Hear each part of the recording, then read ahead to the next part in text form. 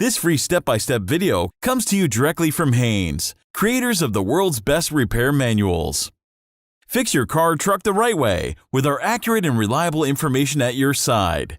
You can complete more than 200 jobs on this vehicle when you purchase the complete online manual at Haynes.com.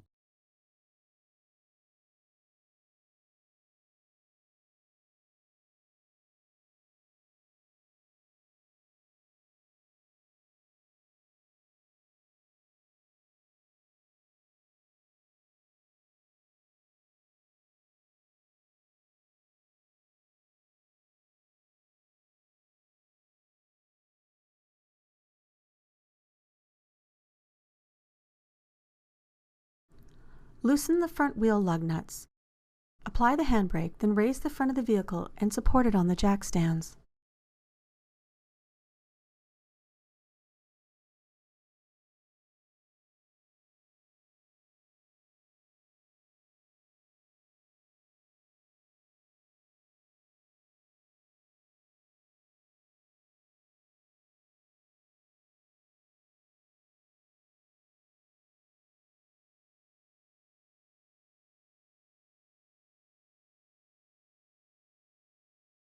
While the wheels are removed, reinstall at least one wheel bolt to each hub to ensure that the brake discs remain correctly positioned on the hubs. Carefully unclip the pad retaining spring and remove it from the brake caliper.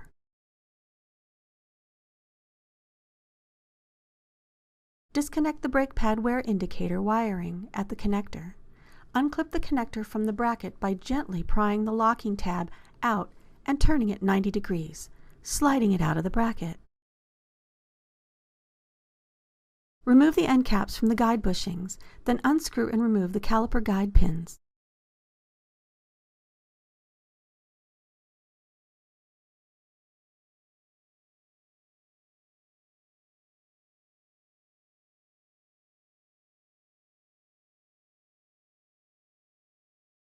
Lift the caliper away from the mounting bracket.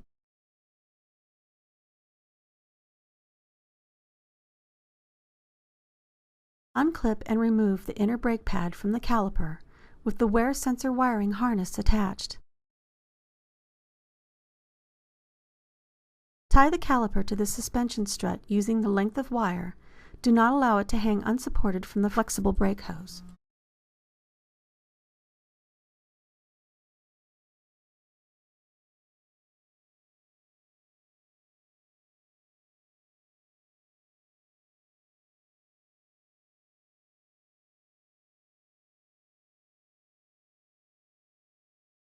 Inspect the dust seal around the piston for damage, and the piston for evidence of fluid leaks, corrosion, or damage. Clean the brake pad locations in the caliper mounting bracket. Prior to installing the pads, check that the guide pins are free to slide easily in the caliper body and are reasonably a tight fit. Install the outer pad to the mounting bracket, ensuring its friction material is against the brake disc. If new brake pads are to be installed, the caliper piston must be pushed back into the cylinder to make room for them. This can be achieved by using a piston retraction tool or C-clamp. As this is done, the fluid in the master cylinder reservoir will rise, so make sure that it doesn't overflow. If necessary, use a syringe or suction gun to remove excess brake fluid. Do not reuse old brake fluid upon refilling. Only use new brake fluid of the specified type.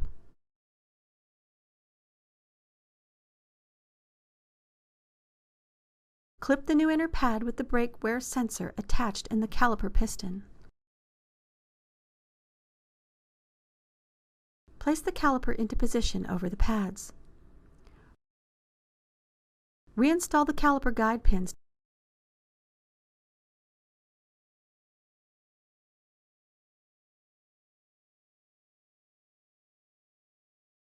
Tighten them to the specified torque.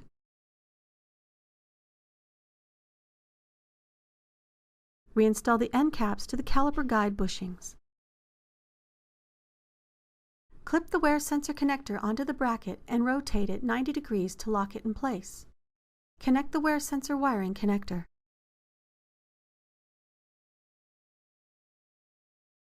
Install the pad retaining spring, ensuring its ends are correctly located in the caliper body holes. Press the inner edge of the spring into position so that its ends are firmly in contact with the surface of the brake pad.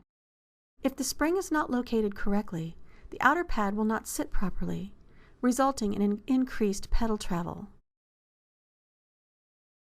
Depress the brake pedal repeatedly until the pads are pressed firm into contact with the brake disc, and normal, non-assisted, pedal feel is restored. Repeat the above procedure on the remaining front brake caliper. Reinstall the wheels.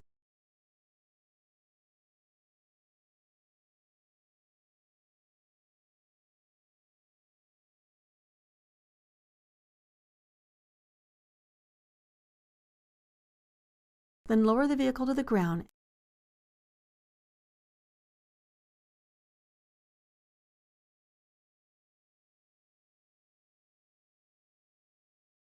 and tighten the wheel bolts to the specified torque. Check the brake fluid level.